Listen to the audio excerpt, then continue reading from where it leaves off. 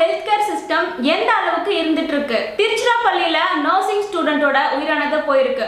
மூக்கல பிரச்சனைன்னு வந்த மாணவிக்கு வயிற்றுல ஆபரேஷன் எதுக்கு பண்ணியிருக்காங்க. அண்ட் இவங்களுக்கு ஆல்ரெடி பிரீத்திங் ப்ராப்ளமும் இருக்குன்னு சொல்லப்படுது. அந்த மாணவி அதே இடத்துல ஒர்க்கும் பண்ணிட்டு இருக்காங்க. இவங்க ஃபைனல் இயர் ஸ்டூடெண்டாகவும் இருக்காங்க. ஆனா இப்ப அந்த மாணவி உயிரோடவே இல்லை. இன்னொரு பக்கம் சென்னையில ஐடி எம்ப்ளாயி இவர் கை ஆபரேஷனுக்காக வந்திருக்காரு. ஆனா அவரோட தொண்டையில குத்திருக்காங்க, ரத்தமும் வந்திருக்கு. இப்ப அவருமே உயிரோட இல்ல. பிரைவேட் ஹாஸ்பிட்டலா இருந்தாலும் சரி, கவர்மெண்ட் ஹாஸ்பிட்டலா இருந்தாலும் சரி, இந்த ரெண்டு ஹாஸ்பிட்டல்லையுமே ஒரே மாதிரியான சம்பவம் தான். சர்ஜரிக்கான போனவங்க இப்போ உயிரோடவே இல்லை. அண்ட் எந்த இடத்துல தப்பு நடக்குது, அந்த ஹாஸ்பிட்டல்ல ஃபெசிலிட்டிஸ் கம்மியா இருக்கா, இல்ல சரியான ட்ரைனர் கரெக்டா இல்லையா, இல்ல அவங்களுக்கு கொடுக்கப்பட்ட மருந்துல ஏதாவது தப்பா இருக்கா, அவங்களுடைய காஸ் ஆஃப் டெத் என்னன்னு சொல்லிட்டு மாணவிகள் ப்ரொடெஸ்ட்லயும் இருக்காங்க. அண்ட் இந்த ரெண்டு கேஸ்ல என்ன நடந்ததுன்னு இந்த வீடியோல பார்க்கலாம். வணக்கம் and welcome back to Sukanya the journalist. TVK minister Ramesh அந்த இடத்த போயிட்டு சர்ச் பண்ணி பார்த்திருக்காரு. மாணவிகள் ப்ரொடெஸ்ட்ல இருக்காங்க. அண்ட் அவங்க கிட்ட கேட்கும் பொழுது அந்த இடத்துல ஏதோ நடந்திருக்கு, அவங்க என்கிட்ட சொல்லாம மறைச்சிருக்காங்க. அண்ட் இந்த மாதிரியான இஷ்யூஸ் நடக்கும் பொழுது அங்க இருக்கக்கூடிய ஒரு ஸ்டூடெண்ட்டை வெளியும் அனுப்பியிருக்காங்க. ஸோ டீன் கிட்ட இருந்து கூட ஒரு ப்ராப்பரான இன்ஃபர்மேஷன் கூட எங்களுக்கு வரலன்னு சொல்லிட்டு அவங்க ப்ரொடெஸ்டையுமே நடத்தியிருந்தாங்க. அண்ட் ரமேஷ் அவர்கள் என்ன சொல்லியிருந்தாருன்னா, அண்ட் இந்த ஒரு கேஸ்ல என்ன நடந்திருக்குன்னு சொல்லிட்டு போலீஸ் சைட்ல இருந்து இன்வெஸ்டிகேஷனை ஸ்டார்ட் பண்ணியிருக்காங்க. அண்ட் ஏதாவது நடந்துருந்துச்சுன்னா அவங்களுக்கு ப்ராப்பரான ஒரு பனிஷ்மெண்ட்டும் கொடுக்கப்படும் அவர் சைட்ல இருந்து சொல்லியிருக்காரு. ப்ரொடெஸ்ட் பண்ணக்கூடிய ஸ்டூடெண்ட்ஸ்க்கு எந்த ஒரு பாதிப்பும் வரக்கூடாதுன்னு அவங்க சொல்லியிருக்காங்க. பாதிக்கப்பட்ட ஃபேமிலிக்குமே கவர்மெண்ட் உதவி பண்ணுவாங்கன்னு சொல்லியிருக்காரு. ஃபைனல் இயர் டிப்ளமா ஸ்டூடெண்ட்ஸான சீதா லட்சுமி இந்த ஒரு சர்ஜரி பண்ணதுக்கு அப்புறம் தான் அவங்க இறந்திருக்காங்க. இதுல மெடிக்கல் நெக்லிஜென்ஸ் நடந்திருக்குன்னு சொல்லிட்டு ஸ்டூடெண்ட்ஸும் அவங்களுடைய ஃபேமிலி சைட்ல இருந்தும் சொல்லியிருக்காங்க. அண்ட் பல மாணவிகள் ப்ரொடெஸ்டும் பண்ணியிருக்காங்க. அண்ட் இந்த மாதிரியான விஷயங்கள் நடக்குது. அந்த ஒரு விஷயத்தை தட்டி கேட்பதற்காக பல மாணவிகள் இப்ப களத்துல இறங்கி அவங்களுக்காக போராடிட்டும் இருக்காங்க.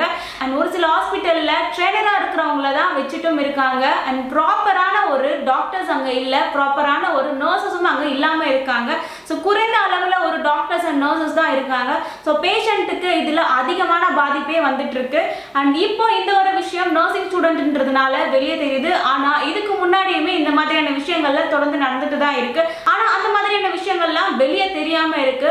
ஒரு ப்ராப்ளமா இருக்கு, அந்த ப்ராப்ளத்தை சரி பண்ணணும்னு சொல்லிட்டு தான் ஹாஸ்பிட்டலுக்கு போறோம். ஆனா அந்த ஹாஸ்பிட்டல் போனதுக்கு அப்புறமே அது இன்னொரு ப்ராப்ளமா கிரியேட் ஆகிட்டே இருக்கு. அண்ட் தமிழ்நாடுல ஹெல்த் கேர் சரியில்லாம இருக்கா, அண்ட் இந்த ஒரு சிஸ்டம் ஏன் இந்த அளவுக்கு இருந்துட்டு இருக்கு, அண்ட் போதுமான ஃபெசிலிட்டிஸ் கூட இல்லாம தான் இருக்கா, அண்ட் ப்ராப்பரான ஒரு ட்ரைனர்ஸ் இல்லாம இருக்காங்களா. அண்ட் மினிஸ்டர் பேசினதுக்கு அப்புறம் அங்க இருக்கக்கூடிய ஸ்டூடெண்ட்ஸ் எல்லாமே போயிருக்காங்க. அண்ட் பாதிக்கப்பட்ட ஃபேமிலிக்கு முதல்வர் விஜய் அந்த மாணவியுடைய சிஸ்டருக்கு கவர்மெண்ட் ஜாப் தருவதாகவும் சொல்லியிருக்காங்க. அண்ட் அவங்களுக்கு இலவசமான வீட்டு மனையுடைய பட்டாவும் வழங்குறதாகவும் சொல்லியிருக்காங்க. அண்ட் இந்த மாதிரியான விஷயங்கள் உதவிகள்லாம் இருந்தாலுமே இப்போ அந்த பொண்ணோட உயிரே போயிருக்கு. அண்ட் இந்த மாதிரியான விஷயங்கள் இனிமேலும் நடக்காம இருக்கும்ன்றது என்ன ஒரு உத்தரவாதம் இருக்கு. கவர்மெண்ட் ஹாஸ்பிட்டலுக்கு வரவங்க மோஸ்டா கஷ்டப்படுறவங்கள தான் இருப்பாங்க. அண்ட் அவங்க வரும்பொழுது அவங்களுக்கு இந்த மாதிரியான விஷயங்கள் அவங்களுக்கு என்னென்ன மருந்துகள்லாம் கொடுக்குறாங்கன்னு சொல்லிட்டு நர்ஸ் சைட்ல இருந்தும் டாக்டர் சைட்ல இருந்தும் ப்ராப்பரான ஒரு அவேர்னஸ் அவங்க கொடுக்குறாங்களா, அவங்களுக்கே தெரியாம ஒரு சில டேப்லெட் அண்ட் மருந்துகள் எல்லாமே கொடுக்கப்பட்டுட்டு இருக்கு. அண்ட் அதுவுமே அவங்களுக்கு காஸ் ஆஃப் டெத்தா மாறிட்டு இருக்கு.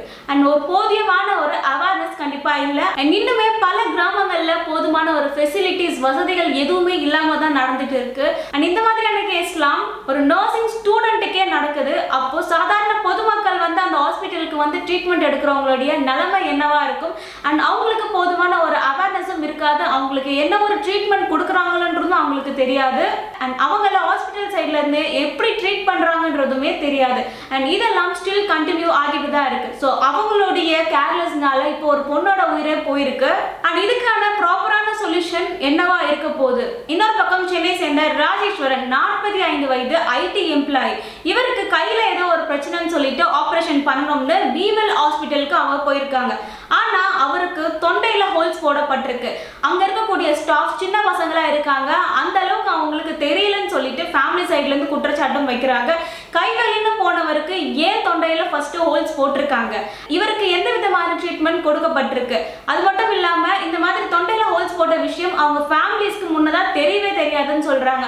ஸோ ப்ராப்பரான ஒரு இன்ஃபர்மேஷனும் அவங்க கொடுக்காம இப்படி பண்ணியிருக்காங்க. ஸோ இது பிரைவேட் ஹாஸ்பிட்டல்ல நடந்திருக்கு. So government hospital, private hospital, இந்த ரெண்டு ஹாஸ்பிட்டல்லையுமே உயிரானது போயிருக்கு. பிரைவேட் ஹாஸ்பிட்டல்ல நல்ல ஒரு ட்ரீட்மெண்ட் கிடைக்கும்னு மக்கள் நம்புறாங்க. ஒரு ஃபேமஸா இருக்கக்கூடிய ஹாஸ்பிட்டல்ல இந்த மாதிரியான விஷயங்கள் எப்படி நடக்குது, அது இல்லாம அந்த அளவுக்கு தெரியாத கிட்ட எப்படி இந்த அளவுக்கு சர்ஜரி பண்ற அளவுக்கு வந்து அவங்க போய் கொடுப்பாங்க. ஸோ இதெல்லாம் எந்த இடத்துல வந்து தப்பா மாறிட்டு இருக்கு. அண்ட் ஃபேமிலி கிட்ட இதெல்லாம் ஒரு மைனரான ஒரு சர்ஜரி தான், இதுக்கெல்லாம் நீங்க ஃபீல் பண்ணாதீங்க, பயப்படாதீங்கன்னு சொல்லிட்டு ஒரு ஃபேக்கா சொல்லியிருக்காங்க. ஆனா மதியம் 2 மணிக்கு போனவர் வித்தின் ஹவர்லயே உயிரிழந்திருக்காங்க. அந்த ஒரு விஷயத்த கூட அவங்க மூடி மறைச்சிருக்காங்க, அதை ஓப்பனாவும் சொல்லாம இருக்காங்க. 2 மினிட்ஸ் இருங்கன்னு சொல்லிட்டு உள்ள போயிட்டு வர்றது இப்படிலாம் பண்ணியிருக்காங்க. அவங்களுடைய ரிலேட்டிவ்ஸ் கேட்கும்பொழுது கூட ஓப்பனா அவங்க கேட்டிருக்காங்க, அப்பவும் என்ன நடந்துச்சுன்னு அவங்க ஓப்பனா சொல்லாம இருக்காங்க. அது மட்டும் இல்லாம அந்த ஹாஸ்பிட்டல்ல ஒரு எக்கோ எடுக்கக்கூடிய வசதி கூட இல்லாம இருந்திருக்கு. அவ்வளவு பெரிய ஹாஸ்பிட்டல்ல ஒரு எக்கோ கூட இல்லாம இருந்திருக்கு. இந்த மாதிரியான சர்ஜரிஸ் ஆபரேஷன்லாம் பண்ணும்பொழுது அந்த பேஷண்ட்டுடைய ஹெல்த் கண்டிஷன் எப்படி இருக்கு, இந்த சர்ஜரிஸ் வந்து அவரோட பாடி கண்டிஷனை ஏத்துக்குமா, அண்ட் இதெல்லாம் செக் பண்ணிட்டு தானே பண்ணுவாங்க. ஆனா இவங்க இதெல்லாம் பண்ணாங்களான்றதே தெரியல. அண்ட் இவங்களுடைய காஸ் ஆஃப் டெத்துமே என்னவா இருக்கும்ன்றது தெரியல. அண்ட் இப்போ இந்த ஒரு சம்பவம் சென்னையில பூந்தமல்லியில அதிர்ச்சி அளிச்சிருக்கு.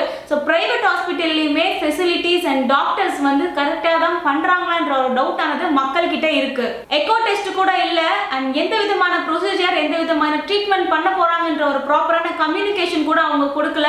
அந்த சர்ஜரியோடைய ரிஸ்க் பத்தியுமே அவங்க முழுமையா சொல்லலன்னு ஃபேமிலி சைடுல இருந்து சொல்லியிருக்காங்க. அண்ட் இந்த மாதிரியான இஷ்யூஸ்னால மக்கள் கவர்மெண்ட் ஹாஸ்பிட்டலா இருந்தாலும் சரி, பிரைவேட் ஹாஸ்பிட்டலா இருந்தாலும் சரி, எந்த ஒரு இடத்துக்கு போயிட்டு செக் பண்ணி பார்க்கறதுன்ற ஒரு டவுட் ஆனது இருக்கு. அவங்களுக்கு இன்னுமே அதை பயத்தை ஏற்படுத்துது. ஒரு சில ஹாஸ்பிட்டல்ஸ்ல நம்மளாலே பார்க்க முடியுது, ட்ரைனரை அனுப்பி தான் அவங்க வேலையை பார்க்குறாங்க. அங்கே போதுமான ஸ்டாஃப்ஸ் கண்டிப்பா இல்லாம தான் இருக்காங்க. ஸோ அந்த ட்ரைனர் தான் ட்ரீட்மெண்ட்டே கொடுக்குறாங்க. ஸோ ட்ரைனராக இருக்கும் பொழுது அவங்க கிட்ட பெரிய பெரிய கேஸ் எல்லாம் எப்படி கொடுக்கலாம், அண்ட் டிகிரி படிச்சுட்டு வந்திருந்தாலுமே ப்ராக்டிக்கலான ஒரு நாலேஜ் ஸ்கில்ஸ் அவங்க கிட்ட இருக்கான்றதும் தெரியல. அவங்களுக்கு பேஷண்ட்டை எப்படி ஹேண்டில் பண்றதும் தெரியல. ஒரு நார்மலான ஒரு ஐவி ட்ரிப் போடுறது கூட நர்சஸ்க்குமே தெரியாம தான் இருக்கு. அண்ட் இந்த அளவுக்கு கேர்லெஸ்ஸா இருக்கக்கூடிய ஸ்டாஃப்ஸ்லாம் எப்படி அந்த ஒரு ஹாஸ்பிட்டல்ல ஒர்க் பண்றாங்க, இந்த மாதிரியான விஷயங்கள்லாம் கண்டிப்பா அவங்க செக் பண்ணணும். அவங்களுக்கு கரெக்டா ஒர்க் பண்ண தெரியுதான்றதும் அவங்க செக் பண்ணணும். அண்ட் இதெல்லாமே அவங்க உயிர் சம்பந்தப்பட்ட ஒரு விஷயம். அவங்களுடைய உயிரை காப்பாத்திக்கணும்ன்றதுக்காக தான் ஹாஸ்பிட்டலுக்கு வந்து ட்ரீட்மெண்ட்டை எடுக்கிறாங்க. ஆனா அவங்க கொடுக்குற ஒரு ட்ரீட்மெண்ட்னால ஒரு உயிரே போகுதுன்றத யாராலுமே ஏற்றுக்கொள்ள முடியாது. கவர்மெண்ட் ஹாஸ்பிட்டல்ல ஃபெசிலிட்டிஸ் கம்மியா இருக்கு, டாக்டர்ஸ் அண்ட் நர்ஸ் வந்து அதிகமாக இல்ல. அது மட்டும் இல்லாம நிறைய பேஷண்ட் வர்றதுனால அவங்க கொஞ்சம் நெக்லிஜென்ஸா நடந்துக்கிறாங்க. இந்த மாதிரியான குற்றச்சாட்டுகள்லாம் இருக்கு. இதே பிரைவேட் ஹாஸ்பிட்டல்ல ஒரு மணி மைண்டடான ஒரு ட்ரீட்மெண்ட் தான் கொடுக்குறாங்க. ஒரு தேவையில்லாத டெஸ்ட் எடுக்க சொல்றாங்க, தேவையில்லாத ஸ்கேன்ஸ் எடுக்க சொல்றாங்க. இப்படி பிசினஸா அதை பார்க்குற அளவுக்குமே இருக்கு. அப்புறம் புவர் கம்யூனிகேஷனாவும் இருக்கு. எந்த ஒரு ட்ரீட்மெண்ட் ஆனது கொடுக்கப்படுறதுன்னு பேஷண்ட் கிட்ட சொல்றதும் கிடையாது. ஆனா இந்த ரெண்டு சைடுல இருந்துமே உயிரிழப்பது மக்களா தான் இருக்காங்க. எவ்வளவு டாக்டர்ஸ் எவ்வளவு பேஷண்ட்டை காப்பாத்தி இருக்காங்க, பல விஷயங்கள் அவங்க பண்ணியிருக்காங்க. பல நர்சஸ்மே வந்து பல பேருக்கு ட்ரீட்மெண்ட் பண்ணி அவங்கள கேர் பண்ணியிருக்காங்க. ஆனா இந்த மாதிரியான விஷயங்கள்லாம் ஏதோ ஒரு இடத்துல ஸ்டில் நடந்துட்டு தான் இருக்கு. அதுவும் கவர்மெண்ட் ஹாஸ்பிட்டல்ல போதுமான ஃபெசிலிட்டிஸ் அண்ட் அவங்க ட்ரீட் பண்ற விதங்கள்லாம் இன்னுமே அவங்க கிட்ட வந்து அது பயத்தையும் அதிர்ச்சியும் தான் வந்து கொடுத்துட்டு இருக்கு. ஸோ யாருமே வந்து கவர்மெண்ட் ஹாஸ்பிட்டல் போகணும்னாலே வந்து பயப்படுற அளவுக்கு வந்து இருந்துட்டு இருக்கு. நம்மளுடைய சொசைட்டில எப்போ இந்த மாதிரியான ஹெல்த் கேர் சிஸ்டம்லாம் ஒரு டெவலப்மெண்ட் ஆகுதோ அப்பதான் நம்ம டெவலப்மெண்டான ஒரு நாட்டில் இருக்கும்ன்றதை நம்மளால நம்ப முடியும். ஸோ இப்படி ஒரு உயிரிழப்புகள்லாம் அன்வான்டா தேவையில்லாமல் நடந்துட்டு இருக்கு. ஸோ காஸ் ஆஃப் டெத்தே என்னன்னு தெரியல. ஸோ இதெல்லாமே வந்து கண்டிப்பாக இன்வெஸ்டிகேட் பண்ணி யார் தப்பு பண்ணியிருக்காங்களோ அவங்களுக்கு பனிஷ்மெண்ட் ஆனது கொடுக்கணும். அது மட்டும் இல்லாமல் பேஷண்ட்டாக வரக்கூடிய நம்மளுமே நமக்கு எந்த விதமான ட்ரீட்மெண்ட் கொடுக்கப்படுது அண்ட் அந்த ப்ரொசீஜர்ஸ்லாம் என்னன்னு சொல்லிட்டு நம்ம முன்கூட்டியே தெரிஞ்சுக்கணும். அவங்க கிட்ட கேட்டு நம்ம வந்து அதை பண்ணணும். அண்ட் அதையும் நம்ம சைட்ல இருந்து பார்க்குறோம். அண்ட் இப்போ இந்த சிச்சுவேஷன்ல எல்லாமே வந்து பாலிடிக்ஸாக தான் பார்த்துட்டு இருக்காங்க. ஸோ இந்த ஒரு ஆட்சி வந்தா வந்து மாறும், அந்த ஒரு ஆட்சி வந்தா மாறும்னு பேசுறாங்க. ஸோ இந்த ரெண்டு சைட்ல இருந்துமே அவங்களால இப்படி நடக்குது, இவங்களால அப்படி நடக்குதுன்னு சொல்லிட்டு தான் பேசிட்டு இருக்காங்க. பட் இந்த மாதிரியான விஷயங்கள்லாம் பல வருஷமாவே நடந்துட்டு தான் இருக்கு. ஏதோ ஒரு இடத்துல வந்து இந்த ஹெல்த் கேர் சிஸ்டம் வந்து ஸ்டக் ஆகிட்டு தான் இருக்கு. So government officers and private officers work பண்ற எல்லாருமே வந்து கேர்லெஸ்ஸா இல்லாம நம்பி காசு கொடுத்து தான் வந்து அவங்க பார்க்க வராங்க. அவங்களுக்கு ப்ராப்பரான ட்ரீட்மெண்ட் கொடுக்க வேண்டியது அவங்களுடைய கடமையாகவும் இருக்கு. நீங்க சொல்லுங்க, இந்த மாதிரியான சம்பவங்களுக்குலாம் என்ன காரணமா இருக்கும்னு நீங்க நினைக்கிறீங்க?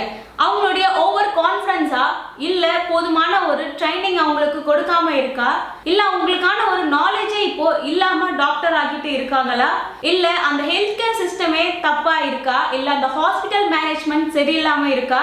இந்த இடத்துல இதுல ஏதாவது ஒண்ணு இருந்தாலுமே ஹெல்த் கேர் சிஸ்டமே ஃபெயில் ஆகிட்டு தான் இருக்கு. அண்ட் இந்த மாதிரியான விஷயங்கள்லாம் இனிமே நடக்காம இருக்க எல்லாருமே ப்ரிவென்டிவா இருக்கணும் அண்ட் கவர்மெண்ட்டுமே இதுக்கான ஆக்ஷனை கண்டிப்பா எடுக்கணும் அண்ட் இந்த மாதிரியான விஷயங்கள் இனிமே நடக்காம இருக்க நம்ம சைடுல இருந்து நம்ம என்ன பண்ணணும்னு நீங்க நினைக்கிறீங்கன்னு கமெண்ட்ல சொல்லுங்க. மீண்டும் அடுத்த ஒரு வீடியோல மீட் பண்ணலாம். Thank you, by.